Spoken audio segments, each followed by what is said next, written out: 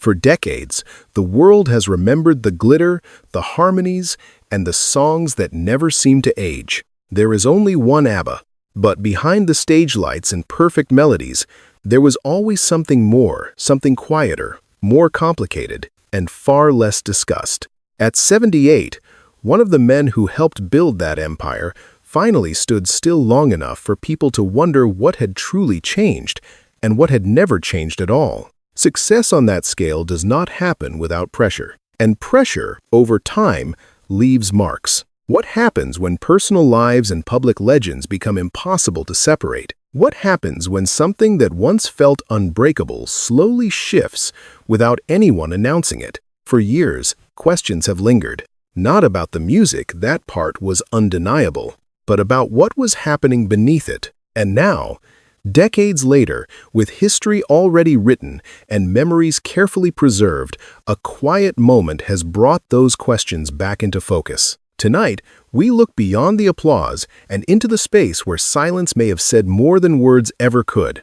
There are stories that end loudly, and there are stories that simply stop. No explosion, no final announcement, just a gradual fading, almost polite, almost controlled. From the outside, everything still looked intact. The songs remained, the image remained, the legacy only grew stronger. But beneath the surface, something had shifted long before anyone realized it. When success reaches its highest peak, does it strengthen the foundation or quietly expose its cracks? And when people choose silence instead of explanation, is it dignity or distance? Time has a way of softening memories. It turns tension into nostalgia. It turns unanswered questions into accepted myths. Yet sometimes, decades later, a single appearance, a shared glance, or a brief moment of laughter can reopen conversations that were never fully closed. Not with drama, not with confession, but with presence. And perhaps that is where the real story begins. Before the glitter, before the harmonies, before the name that would circle the globe, there was a boy born on December 16, 1946, in the Vasastan district of Stockholm. His name was Benny Andersson. Music wasn't something he discovered later in life. It was already there, woven into the fabric of his childhood. His father and grandfather both played the accordion, and when Benny was 6 years old, they placed one in his hands. Swedish folk tunes filled the house, traditional melodies, Schlager rhythms. This was the world he was expected to grow into. But something about him leaned in a different direction. Among his first records were Katarina Valente and Elvis Presley, Jailhouse Rock, and more importantly, the B-side Treat Me Nice.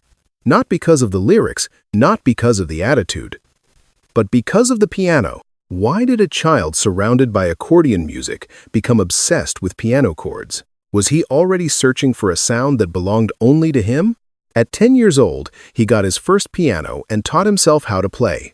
No formal conservatory training, no structured discipline, just instinct, repetition, and an ear that refused to let go of melody. School, on the other hand, could not compete. By 15, he left. Was it rebellion? Or did he already understand that music would demand everything from him? During those early teenage years, performing in youth clubs, he met Christina Granvall. They had 2 children together, Peter in 1963 and Helen in 1965. Long before the world knew his name, Benny was already a father. It's a detail often overshadowed by the later success. But think about it, how does a young man balancing responsibility and ambition shape his understanding of fame? Did the pressure to provide push him harder or quietly weigh on him? In 1964, he joined Elverket Spelmanslag, a folk pop group whose name was a playful joke about electric instruments. It was here that he began writing seriously, not yet for history, not yet for legacy, just for survival in a competitive music scene. Then came October 1964. He joined the Hep Stars. Within months, Cadillac became a breakthrough hit. The Hep Stars exploded across Sweden in 1965, becoming one of the most successful pop acts of the decade. And Benny was no longer just the keyboard player. He became the musical engine. He wrote, he arranged, he shaped the sound, Sunny Girl, No Response, She Will Love You. These weren't accidental successes. They revealed something deeper, a gift for melody that stayed with listeners long after the radio stopped playing. In June 1966, he met Bjorn Ulvaeus. At the time, it may have felt like another ordinary meeting in Sweden's growing pop scene, but history would later call it something else entirely. If they had not crossed paths that summer, would the story we know even exist? Or was this the moment the real foundation was laid? They began writing together, quietly, persistently.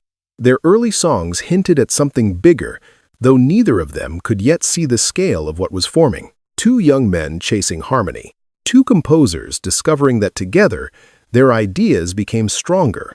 And soon, two voices would enter the room, changing not only the sound, but everything else.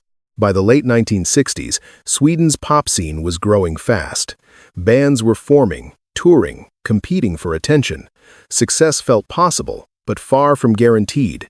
Benny and Bjorn had already begun writing together, slowly realizing that their musical instincts aligned almost perfectly. Their melodies carried clarity, their structures were disciplined, and their ambition, though quiet, was unmistakable. In 1969, everything shifted. That year, Benny met Anni-Frid Lyngstad Frida, a singer whose voice carried warmth, depth, and emotional texture. Around the same time, Bjorn met Agnetha Faltskog, already a successful solo artist in Sweden, with a crystalline tone that cut cleanly through any arrangement. Two composers, two singers, two couples. At first, there was no grand master plan. They supported one another in recording sessions, sang backing vocals, experimented with harmonies. But whenever the four of them stood together in the same room, something undeniable began to form. Was it chemistry? Was it coincidence? Or was it the kind of rare alignment that only happens once in a generation? In 1970, during a trip to Cyprus, the four sang together informally on a beach.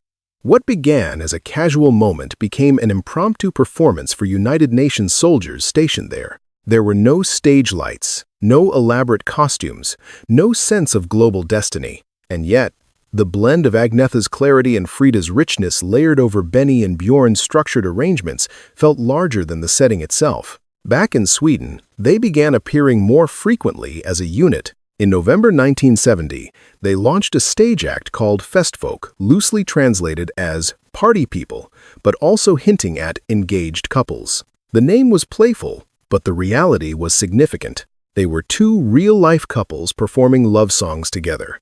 Did that authenticity strengthen the music, or did it quietly plant the seeds of future strain? In 1972, they entered Melodifestivalen with Säg det med en sång, finishing third. It wasn't victory, but it brought visibility. Around the same time, an unexpected success came from Japan, where She's My Kind of Girl reached the top 10. These were small signals, early confirmations that something unique was forming. Then came People Need Love, released in 1972 and credited to Bjorn and Benny, Agnetha and Anni-Frid. It reached only number 17 inches Sweden, hardly a dramatic breakthrough. But it marked a subtle shift. The female voices were no longer just background support, they were central. The identity was crystallizing, even before the world fully recognized it. Was this the true beginning of ABBA? Or did history simply take time to catch up? In 1973, still using the long name Bjorn and Benny, Agnetha and Anni-Frid, they entered Melodifestivalen again with Ring Ring. Many believed it deserved to win, but it finished third once more. Despite that, the song became a hit in several European countries and introduced a layered, emotionally direct production style that would later define their global sound. Around this time, their manager, Stig Andersson, insisted on something practical. They needed a shorter, more international name. ABBA, 4 letters drawn from their first names, clean, symmetrical, easy to remember. A perfect brand. But behind that symmetry, life was becoming increasingly complex. Agnetha and Bjorn had married in July 1971. Benny and Frida were living together. On stage, they sang about devotion, longing, heartbreak. Off stage, They were building real relationships, real families, real expectations. Can a band survive when personal love stories and professional ambition become inseparable? Or does that fusion eventually demand a cost? In 1974, they selected Waterloo for Melodifestivalen. This time, they were prepared. This time, they won. On the 6th of April, 1974, they performed at the Eurovision Song Contest in English and took the crown. Waterloo reached #1 in 9 countries and entered the US top 10.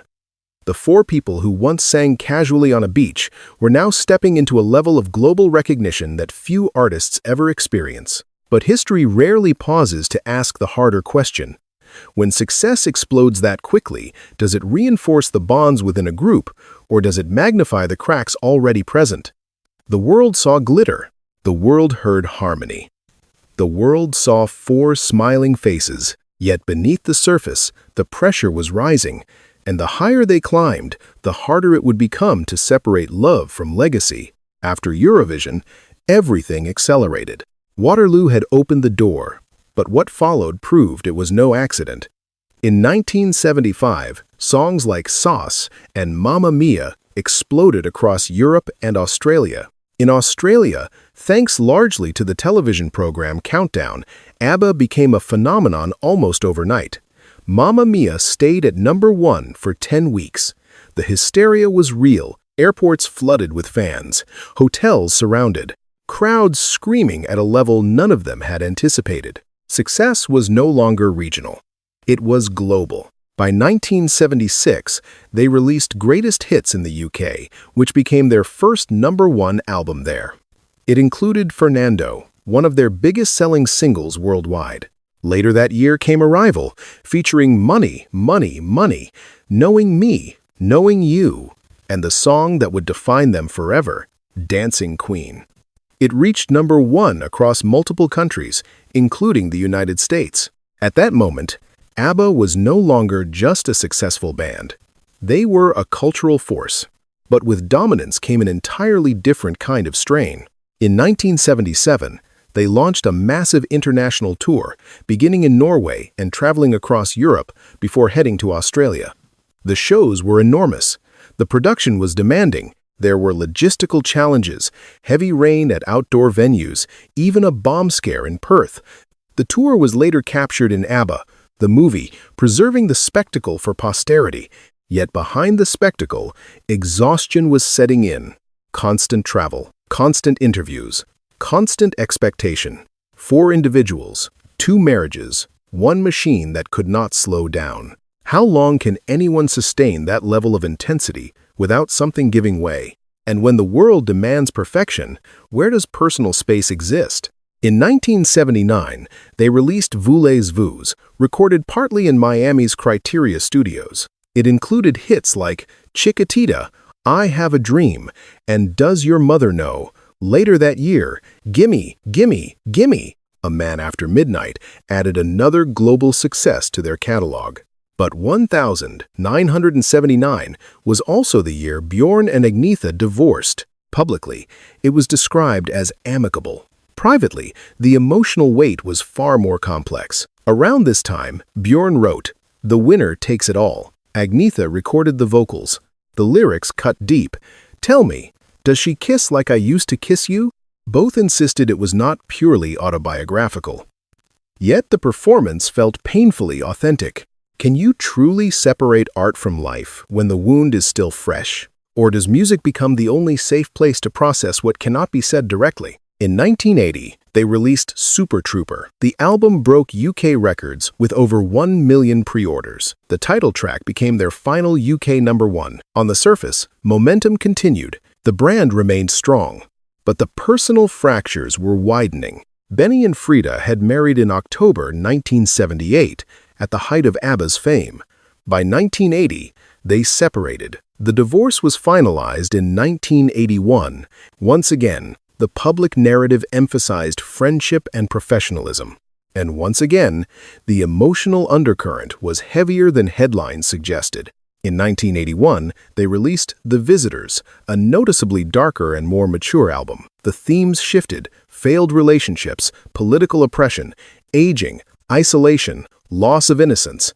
The glossy optimism of earlier years gave way to something more reflective, almost somber. One of Us became their final major European hit. In North America, When All Is Said and Done marked their last top 40 success. The sound had changed. The atmosphere had changed. The marriages were over. Was this evolution artistic growth or emotional consequence? Was the band simply maturing or quietly unraveling? By 1982, recording sessions grew more difficult. Plans for a new album stalled. Instead, they released the singles, The First 10 Years, including The Day Before You Came and Under Attack. The compilation topped charts, but the energy felt different. The urgency was gone. On the 19th of November 1982, ABBA made their final television appearance in Sweden. On the 11th of December 1982, they performed together for the last time via a live link to the UK. There was no dramatic farewell tour, no official announcement of a breakup, just silence. Some stories end with headlines. Others end by slowly stepping out of the light. When ABBA stopped appearing together, the silence felt deliberate. There was no official press conference announcing the end, no dramatic farewell tour, just a gradual retreat. But while the band disappeared, the individuals did not. Bjorn and Benny moved forward first. If ABBA had been a global pop machine, their next chapter would prove they were more than hitmakers. In the mid-1980s, they created Chess, a musical set against the backdrop of Cold War politics. It wasn't bubblegum pop, it was ambitious, theatrical, and layered. Songs like I Know Him So Well and One Night in Bangkok showed that their songwriting partnership had matured rather than faded. Then came Mamma Mia. What began as a stage musical in 1999 became a global phenomenon. It arrived on Broadway in 2001 and went on to become one of the longest-running shows in theater history. Later, the film adaptation introduced ABBA's catalog to a new generation. The irony was striking. The band that quietly stepped away from the spotlight was now being celebrated on stages and screens worldwide. Did stepping back from performing actually strengthen their legacy? Sometimes, absence creates a different kind of power. While Bjorn and Benny built theatrical empires, Agnetha and Frida chose a different path. For Agnetha, the years after ABBA were complicated. She struggled with stage fright, developed a fear of flying, and felt the emotional weight of being separated from her children during long tours. Her naturally shy personality, combined with her discomfort speaking English in international interviews, often left her feeling exposed. After her divorce, she entered several relationships, some controversial. At one point, she dated a psychiatrist who had previously been involved in trying to repair her marriage. Later, she became involved with a detective assigned to protect her family from kidnapping threats. In 1990, she married surgeon Thomas Sonnenfeld in a ceremony kept secret from the public, but the marriage ended 3 years later. Then came personal tragedy. Her mother took her own life. A year later, her father passed away. The losses pushed her further into isolation. She retreated to the Swedish countryside, living quietly and avoiding the media. In one of the most unsettling chapters of her life, she began a relationship with a Dutch fan, Gert van der Graaf, who had stalked her for years. She later admitted she felt compelled to understand him. But after the relationship ended, he resumed stalking her, forcing her to seek legal protection. For long stretches, she stopped recording. She even stopped listening to music. What does it mean when the voice that defined a generation falls silent? Is it peace or self-preservation? Frida's story carried its own shadows. Born in 1945, she was the child of a Norwegian mother and a German soldier during World War II, a relationship that left her mother facing public shame in post-war Norway. They fled to Sweden. Her mother died when Frida was just 2 years old, leaving her to be raised by her grandmother. For much of her childhood, she believed her father had drowned, only to discover decades later that he was alive in Germany. They met in 1977, but the reunion could not restore the lost years. After her divorce from Benny in 1981, Frida eventually moved to Switzerland. In 1992, she married Prince Heinrich Russo of Rice, becoming Her Serene Highness Princess Anni-Frid of Rice. It seemed like a fairy tale ending, but in 1998, her 30-year-old daughter was killed in a car accident in New York. The following year, her husband died of cancer. Within 12 months, she lost both her child and her partner. Grief reshaped her life. She withdrew from public life for years, speaking rarely and focusing on humanitarian causes. Faith, she said, helped her endure. How much can one person lose and still remain standing? And does fame make loss easier or lonelier? By the late 1990s and early 2000s, ABBA had become legend. Offers for reunion concerts reportedly reached astronomical figures, including rumors of $1 billion deal. They refused. For decades, they met only occasionally at premieres or special events. The past was honored, but not revived, until something shifted. In 2018, the four began speaking seriously about working together again. What started as an idea for 2 new songs evolved into an entire album, Voyage, released in 2021. When they returned to the studio, Bjorn later recalled looking into Agnetha and Frida's eyes and feeling the same warmth and bond that had existed decades earlier. Time had passed, marriages had ended, lives had changed, but something fundamental remained. And perhaps that is what makes the next chapter possible. For decades, one question followed ABBA everywhere. Will they reunite? The offers were staggering. At one point in the early 2000s, reports claimed $1 billion proposal had been placed on the table for a reunion tour. The answer was no.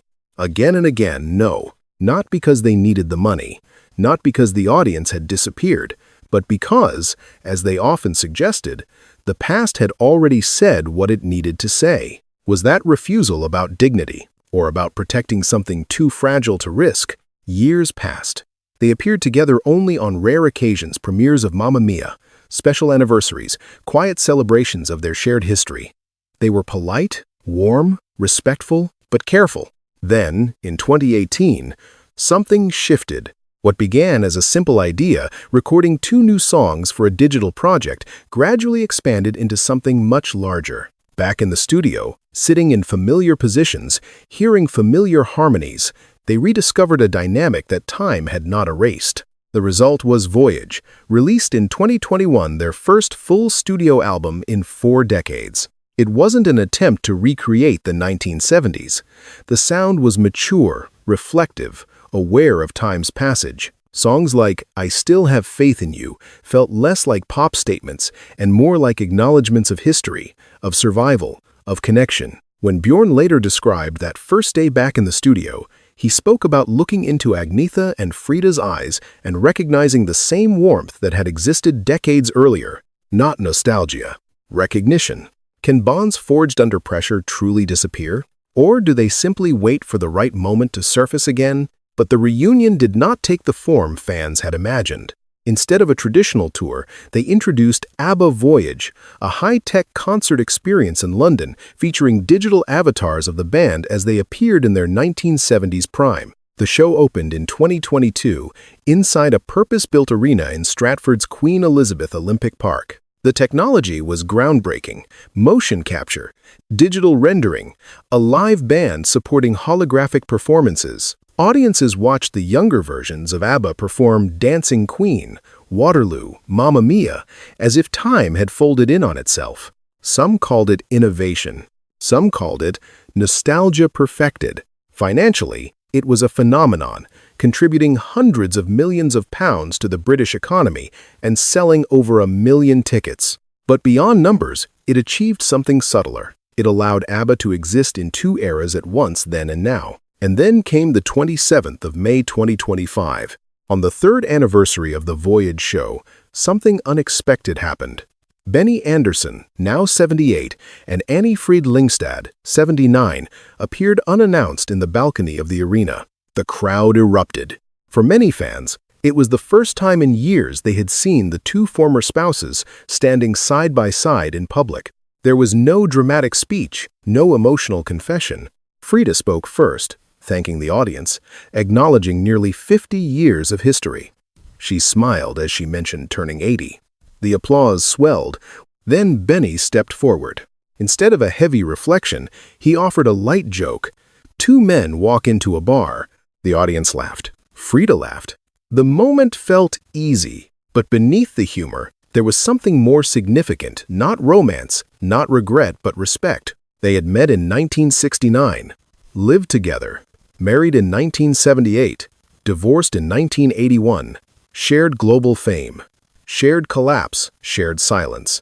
And now, decades later, they shared a balcony. Is that what the truth was meant to be? Not scandal, not secret longing, but the quiet confirmation that affection can survive even when love does not? Sometimes the biggest revelations are not explosive. Sometimes they are simply proof that time did not erase everything. And in that balcony moment, no drama, no spectacle, perhaps the real story finally revealed itself. So what really ended ABBA? Was it the divorces? Two couples falling apart under global pressure. Two marriages collapsing while millions sang along to songs about love and loss. It is tempting to draw a straight line: heartbreak equals breakup, breakup equals band over. But the timeline is more complicated than that. They continued recording after the first divorce. They toured after emotional strain had already begun. They released mature, ambitious work even as their personal lives unraveled. If the marriages alone had destroyed the band, would the music of the Visitors even exist? Or was it something else? Creative partnerships have cycles. Peak intensity cannot last forever. When you have already conquered the world, topped charts across continents, sold tens of millions of records, defined an era, what comes next? How do you follow perfection?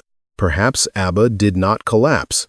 Perhaps they simply reached the natural end of a chapter that had burned brighter than most bands ever could. And yet, decades later, they returned. Not to relive youth, not to reclaim dominance, but to acknowledge what they built together. When Benny stood beside Frida in that London balcony in 2025, it did not look like unresolved drama. It did not look like unfinished love. It looked like two people who had shared something extraordinary and survived it. The real truth may not be about why ABBA ended. It may be about why it never fully disappeared. Because the songs remained, the harmonies remained, the bond in some form remained. And maybe that is the final revelation. Not that everything lasted forever, but that what truly mattered endured beyond marriage, beyond fame, beyond silence. So the question is no longer, why did they break up? The better question might be, how did they manage to keep something intact for nearly 50 years even after everything changed?